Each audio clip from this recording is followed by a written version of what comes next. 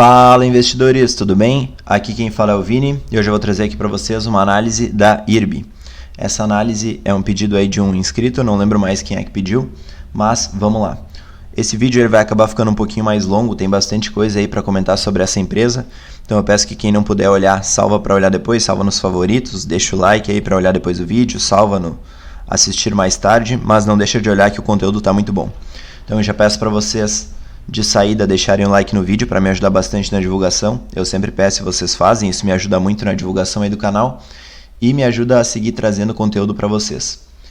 Então, lembrando que isso aqui não é uma recomendação de compra nem de venda do ativo.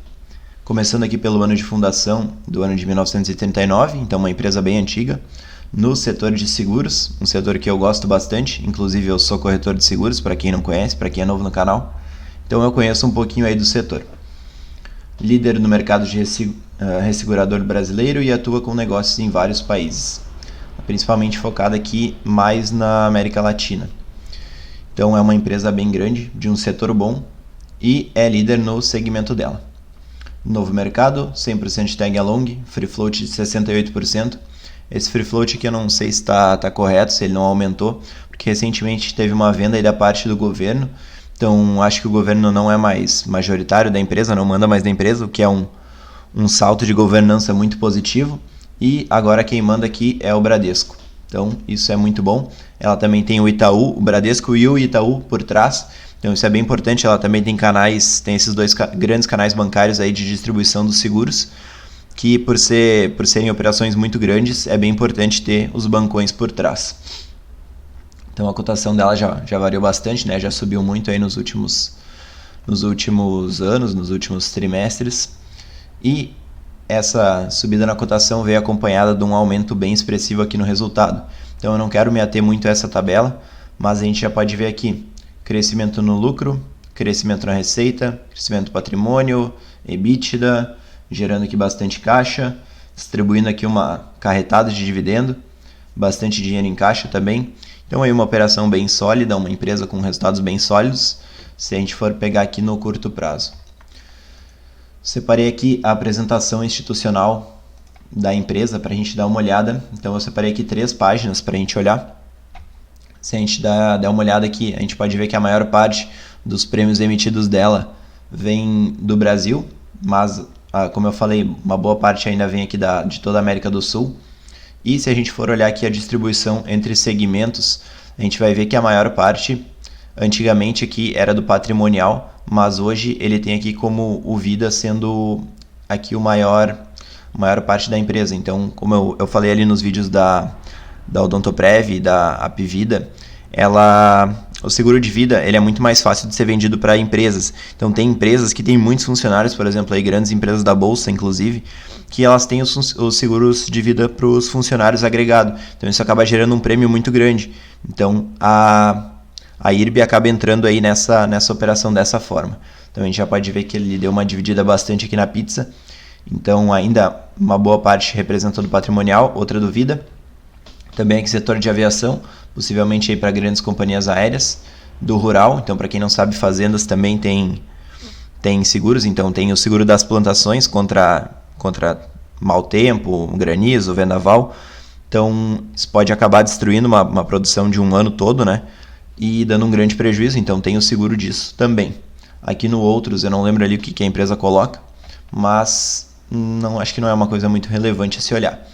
Nessas partes aqui da apresentação, a empresa coloca muito mais o crescimento dela nos últimos anos. Então a gente pode ver que ela cresceu aqui desde 2014 a uma taxa de 21,3%. Os prêmios emitidos, então é um crescimento bem absurdo.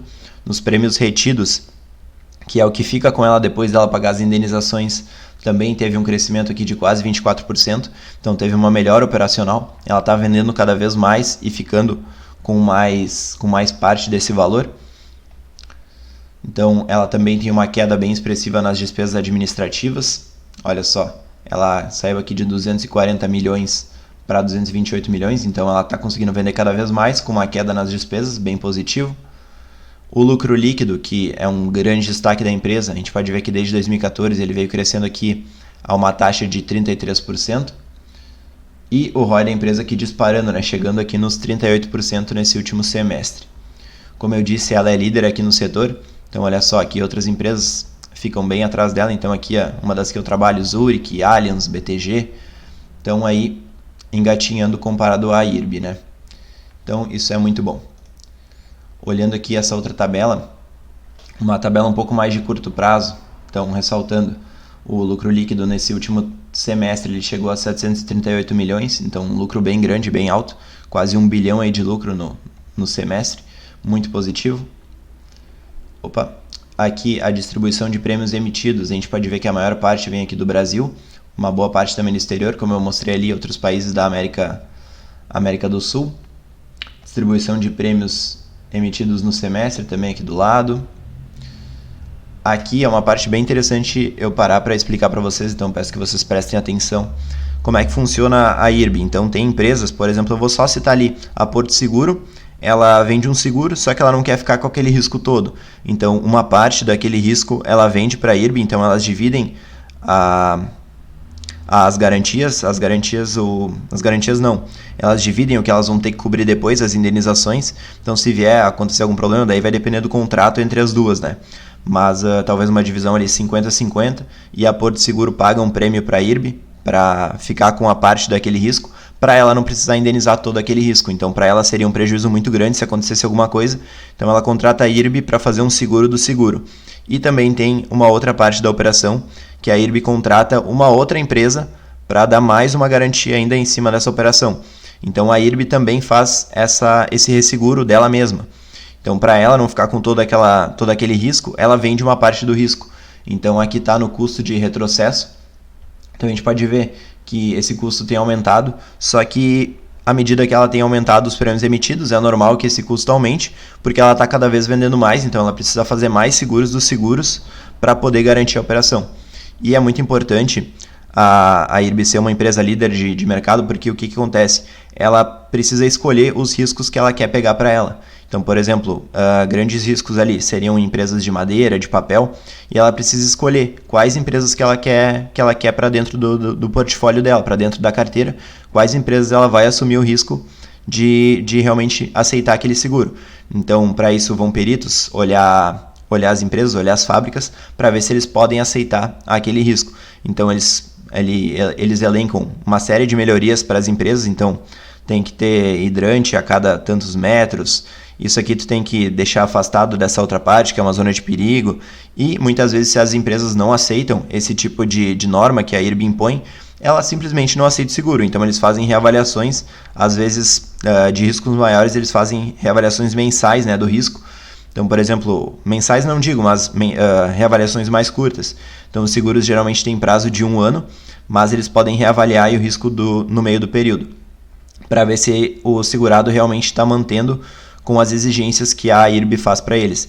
Então, como eu disse ali, ter um vigilante em cada prédio. Então, tem várias empresas que têm mais de um prédio, né, dentro da mesma fábrica. Então, isso aí são algumas exigências que ela pode vir a fazer. Claro, tem várias outras, mas é bem importante ela ser líder desse setor e ter essa expertise de negócio, já essa experiência no setor.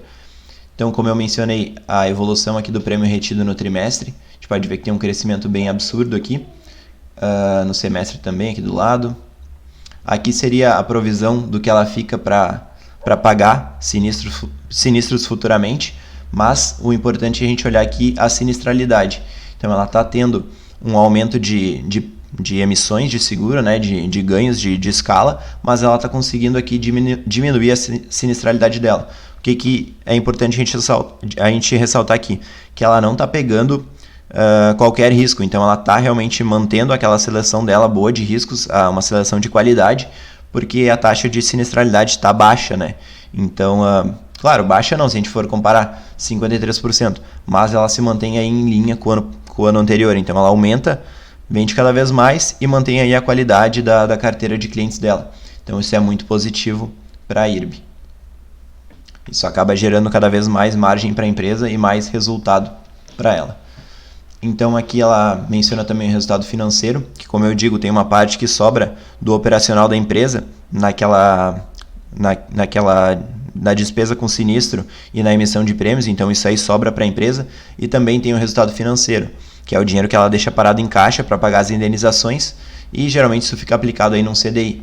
Então olha só, aqui a gente vê uma evolução de trimestre contra trimestre no resultado financeiro, talvez por consequência aí do aumento das receitas nas vendas de seguros, e a gente pode ver que ela está ganhando cada vez menos do CDI. Então a gente vê uma queda na nossa taxa de juros, e isso prejudica um pouco a empresa nessa parte do resultado financeiro, mas não é nada aí para a gente excluir da nossa carteira, não é um fator preocupante para mim, é só, não tem como ela evitar, né? É um fator mercado, uma sazonalidade aí da nossa renda fixa, então isso não é um problema. Eu acho bem importante sempre quando a gente analisa as empresas, a gente dá uma olhada no que a empresa pretende para o futuro, nas perspectivas dela. Então eu separei aqui só uma parte bem rápida de um comentário da gestão. Então olha só, eles comentam aqui: registramos expansão no mercado local devido ao desempenho no segmento de óleo e gás, no qual temos avançado e vencido concorrências em processos de players importantes do setor de óleo e gás. O aumento do preço nos ativos imobiliários também trouxe incremento nos prêmios de property, que aqui seriam propriedades, né? Então a gente vê um aquecimento no setor imobiliário, consequentemente ela faz seguro para obras também, obras grandes, então isso aí também é um fator que agrega cada vez mais receita para a empresa, então bem positivo. Aqui nesse segundo trimestre, aqui nessa segunda página, eu separei aqui, ela comenta parcerias com bancos digitais, parcerias com grandes seguradoras e resseguradoras globais para projetos, não sei como é que seria isso aqui, insurtech, com capacidade de atuação global, então ela pretende crescer a operação mundialmente também. Como eu falei, ela faz várias parcerias ali com outras seguradoras e resseguradoras para fazer o seguro do seguro, então isso é bem importante também.